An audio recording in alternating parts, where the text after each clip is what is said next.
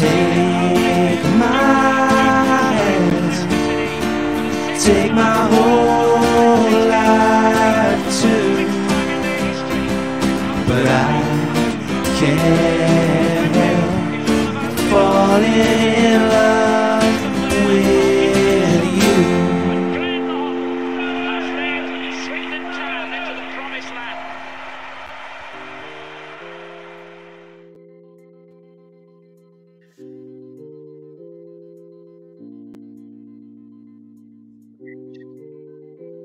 Town Football Club,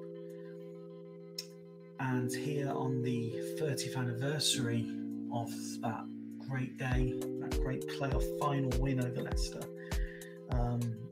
I am fortunate that a number of Swindon Town fans who were there at Wembley that day have kindly given me their stories to share in a special montage looking back at that game.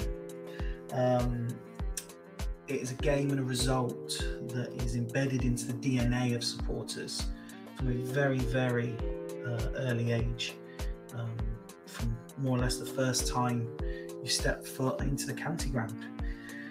Having beaten Tranmere in the semi-finals, 5th place Swindon took on 6th place Leicester City, having also qualified from their semi in front of over 73,000 people at Wembley. I'm delighted that we can start the trip down memory lane with with Chris's story. Today for me was just a day of business, just to right that wrong from 3 years previous. The game could have been played anywhere, we just needed to win. The game itself, 3-0 up, job done. Thinking of all the grounds you're going to go to next season. 3-1, 3-2, 3-3, what's happening? Surely we can't blow this. Town get a penalty. Everyone's looking around like nervously sick, basically. Wife-to-be says to me, I thought a penalty was a good thing. Why is everyone looking like that for? Anyway, Bowden scores, 4-3, we win, job done. What a day, what a night. What a day and what a night indeed. And we will certainly be going more in depth in that in this short video. Next, we hand over to a gentleman most of you know as London Crooner. My memories of 1993 begin straight after the Tranmere match. I was 17 at the time, and I remember pestering my father to get me down to the Swindon from where we lived in London, so I could spend roughly about 4 hours queuing around the County Ground car park to get a ticket for the match. One memory of the game was Leicester's third, Steve Thompson's goal. I stood up at the time, and when the ball hit the back of the net, I just remember losing all feeling in my legs, falling back on the seat, and then this horrible nausea feeling coming up that I was going to be sick.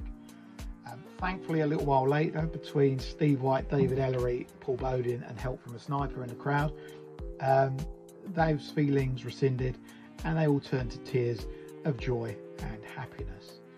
Hopefully, one day, I will see this great club back in the Premier League again. But until then, I'm always grateful for their memories. A thought shared by most, if not all, Town fans about hoping to see us back there one day, but also a thought shared by those who were fortunate enough to be there that day 30 years ago, to have those memories. But a game is not just about the 90 minutes on the pitch, it's about the before and after. And our very own much loved regular Ben starts his story with what went on before kickoff. Yeah, Wembley 93. What a time it was. I think my most vivid memories, arriving at the county ground, having about 30, maybe even 50 coaches waiting for it. The car park was rammed, absolutely rammed with coaches. Getting on the coaches, the time it taken to get into London. I went with my dad. Arriving at Wembley, having to go through the wrong entrance, so we had to go through all the Leicester fans. The Leicester fans pouting abuse at us as we're going by, singing Hoddle's going to Chelsea. Yeah, so going through all the Leicester fans to get in, waving at them as we went by. Getting into Wembley, getting into the concourse. Wembley Way with my dad, then getting into the concourse, and there was flags all around. I remember the roofs. I was looking up and I was looking for the Swindon one, and I found it from '69. So that as well. the warm-up, watch the players come out in their suits, warm-up. So after the warm-up came the game itself, and well, as we all know, the story went with one hell of a game. Let's be honest, Town 1 up at half-time and 3 up just before the hour mark. Everything was going swimmingly. Then Leicester pull it back, and the theatre of it all for such a rich prize on offer. We're now joined by a host of Swindon fans as they tell us their story of the game itself. And we kick things off with a dear friend of the show, Nick. I have to say it was the best game live I've ever seen. The atmosphere to be 3-0 up, we thought we were there, we were cruising, and then to hit 3 in 12 minutes. Oh my God, you should see the crowd. And then great ball over the top, chalky white. Best player to have going for that. That's like Dave Ellering, whatever you say, best referee ever. Give us the penalty, then fair play to Zippy, Paul Bowden, smashing it in the back of the net. And we all were now happy. We all went home happy indeed. Claire had a very interesting day at Wembley, as she tells us here. So my memory of the Wembley final playoff 1993 against Leicester. I went there with my then boyfriend at the time, and we were 3-1 up, and I decided a little too much excitement and went to visit the toilet. I came back. By the time I got back, it was 3-3. Could not believe it. And I bet she could not believe it. Let's go back to Ben and let's just hear how vividly he remembers the key match points. I still remember the goals very, each one. Hoddle's, the ping off the post, Taylor's, Bowden's penalty, all that I still remember vividly. I remember when they equalised, made it 3-3, my head in my hands, I thought we'd blown it, and then we got the penalty and we won it. Yeah, it's really strong. Something I remember forever. The full-time whistle, Colin Coldwood. Dad put me on his shoulders so I could see Colin Coldwood lift the trophy with the players. And could you imagine a 13-year-old Ben on your shoulders? There's a memory for everybody. Next, we hand it over to another young lady who will be very familiar to a lot of you. Let's hear from Jo. 31st of May 1993, still one of the best days of my life and probably always will be. Absolutely mental day. We managed to somehow, in true Swindon fashion, throw away a 3-goal lead.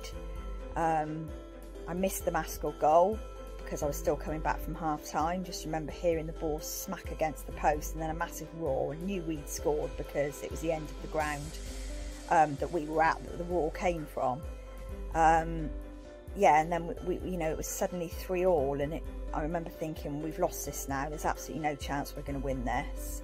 But up stepped Chalky, or down went Chalky should I say, up stepped Bowden, and the rest, as they say, is history.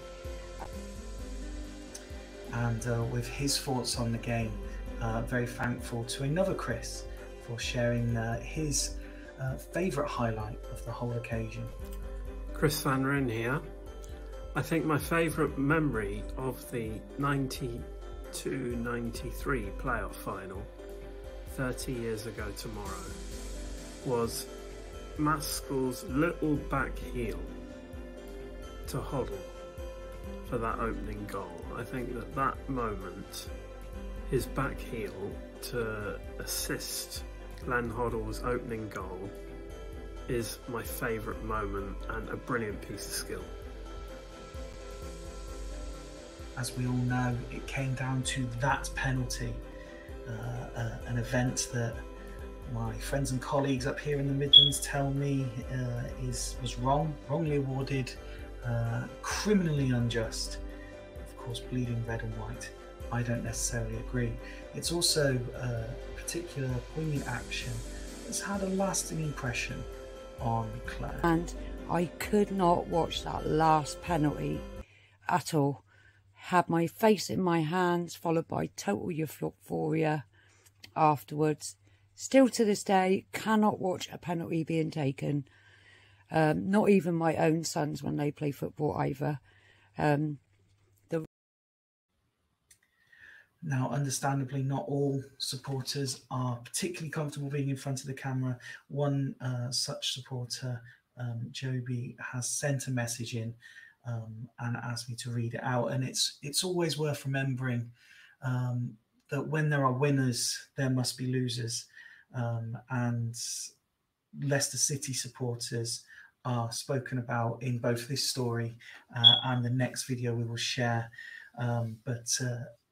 We move on to the post-match celebrations, and Joby says, after the game, me and my friend Viv, who lived in London, went into a pub on the North Circular.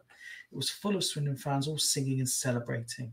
Outside the pub, there were roadworks, including traffic lights and cones on the road. Every time the lights changed to red, some Swindon fans ran into the road and changed all the cones, hence the road layout. It caused mayhem, but was so funny at the time. And when I hear that, I can just imagine the Swindon fans doing it as well. And it caused an absolute carnage. Joby goes on to say, then I went to a nearby shop and bought some champagne or something similar and decided to offer some to people in this car with its roof down. But guess what? They were Leicester fans. To say they were not amused is an understatement.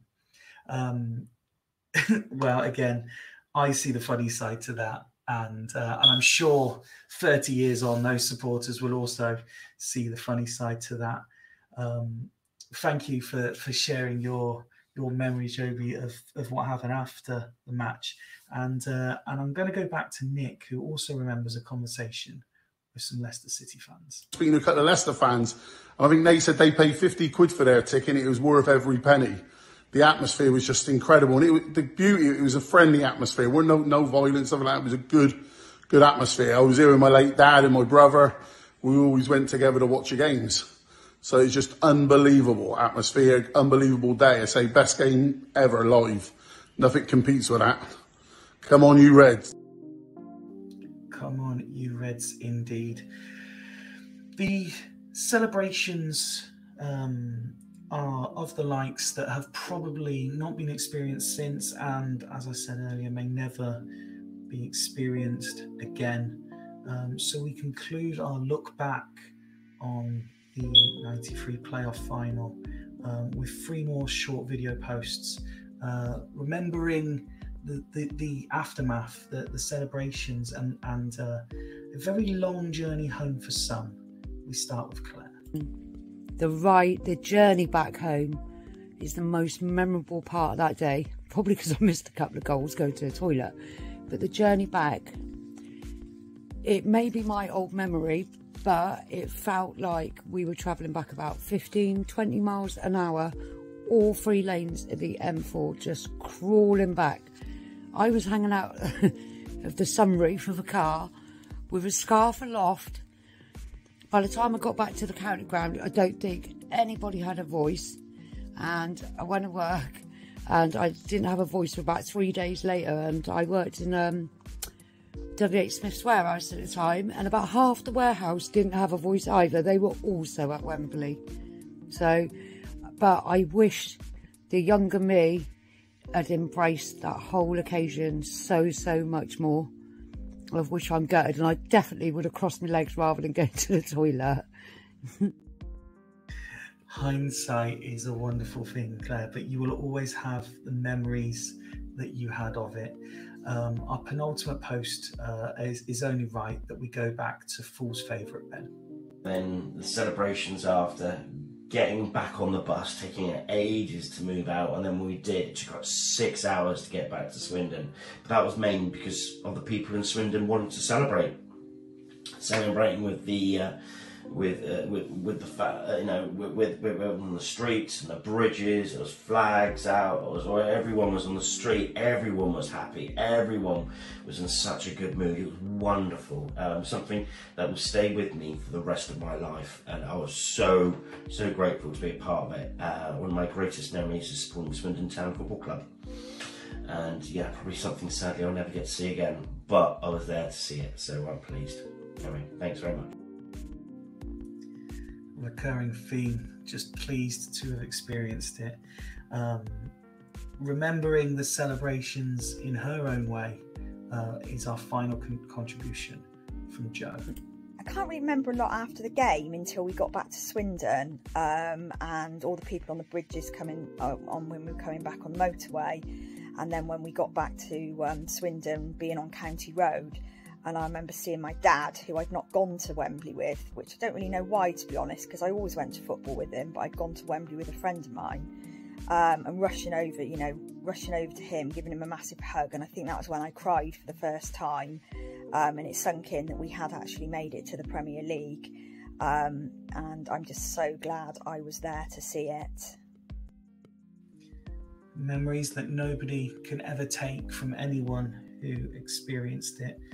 I'd like to thank all of the fans who have contributed to this sort of montage video of memories from the playoff final against Leicester 30 years ago it was now.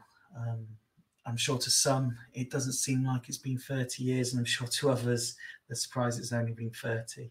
But hopefully you've enjoyed this little sort of memoir.